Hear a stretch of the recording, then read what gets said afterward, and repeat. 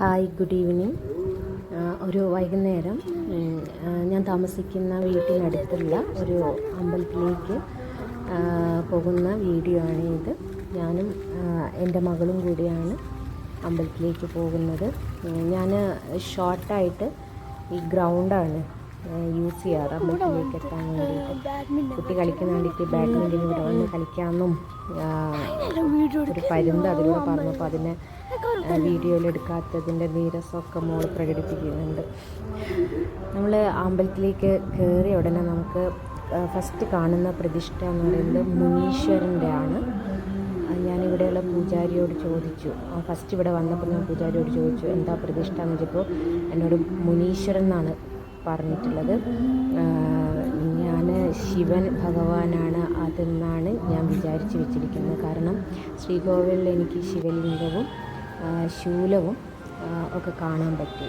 അപ്പോൾ അത് ശിവഭഗവാനായിരിക്കും എന്നാണ് എൻ്റെ ഒരു സങ്കല്പം. ഞാൻ ഈ അമ്പലത്തിൽ ഇടയ്ക്കിടയ്ക്ക് വരാറുണ്ട്. ഇത് KR പുരം ബാംഗ്ലൂർ ഉള്ള സ്ഥലത്തുള്ള ഒരു ചെറിയൊരു കോവിലാണ്.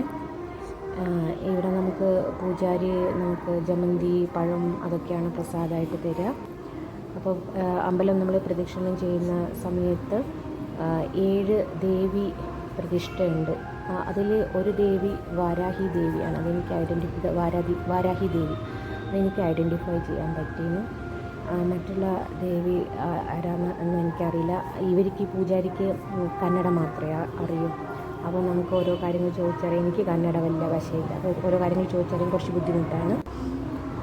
അപ്പോൾ ഈ അമ്പലം നമ്മൾ പ്രദക്ഷിണം ചെയ്യുന്ന സമയത്ത് അമ്പലത്തിൻ്റെ ചുമരിലൊക്കെ ദേവിയുടെ ഓരോ രൂപങ്ങൾ, ഓരോ ഭാവങ്ങൾ പെയിൻറ്റ് ചെയ്ത് വെച്ചിട്ടുണ്ട്.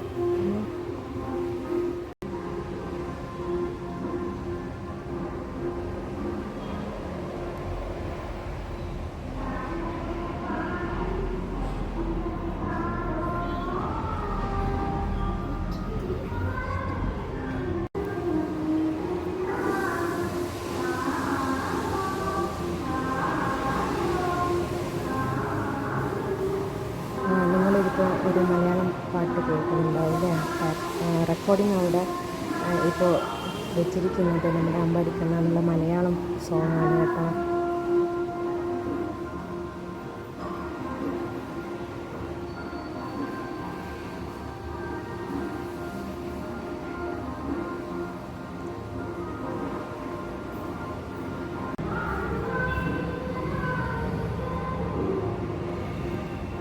ഇത് മുത്തുമാരിയമ്മ പ്രതിഷ്ഠ എന്ന് പറഞ്ഞിട്ടുള്ളത് തമിഴ്നാട്ടിലുള്ള ഒരു പ്രതിഷ്ഠയാണത്രേ.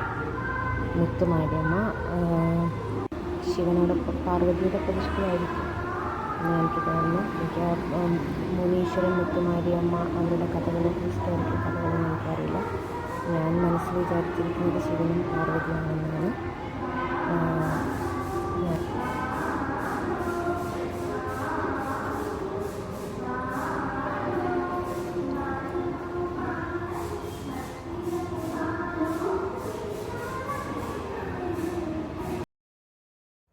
എല്ലാവർക്കും നല്ല ഒരു വൈകുന്നേരം ആശംസിക്കുന്നു.